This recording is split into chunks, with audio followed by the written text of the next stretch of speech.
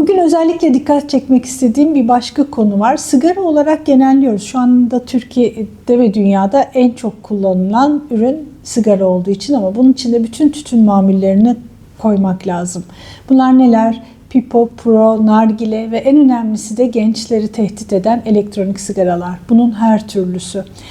Ne yazık ki başlangıçta çok masum ürünler olarak pazarlandı. Ancak içinde nikotin ve dahil olan birçok kimyasal zararlı maddeye rastlandı. Bugün artık elektronik sigaraya özgü bir hastalık tanımlandı literatürde. Birçok kişi bu ürünler nedeniyle kanser ve diğer hastalıklara yakalanıyorlar. Yüksek bir bağımlılık, kuvvetli bir bağımlılık ama bırakması zor değil, imkansız da değil. Özellikle sigara bırakma polikliniklerimiz Türkiye'nin her yerinde ücretsiz hizmet sunmaktalar.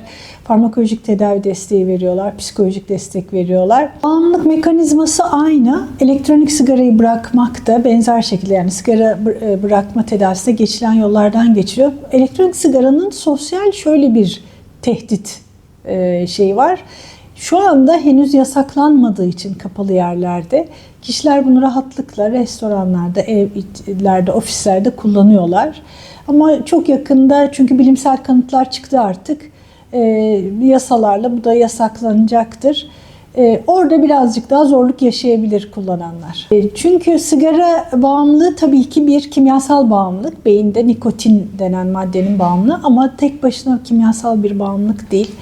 Özellikle davranış bağımlılığı, bizim oralite dediğimiz o ağız yoluyla tatmin, ta bebekliğimizden gelen emme duygusundan, yemek yeme vesaire.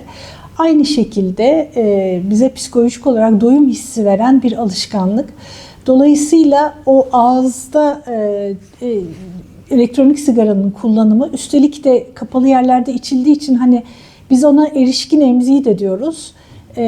Sürekli bir ağzı oyalama ve doz arttırma oluyor, biliyor musunuz? Yani kapalı yerde elektronik sigara, açık alanlarda normal sigara içmeye başlıyor kişiler. Onun bir bırakmak için geçiş nesnesi olduğu külliyen yalan. Farklı riskler taşıyor maalesef. Yani içindeki zararlı maddeler sigarayla çok benzer.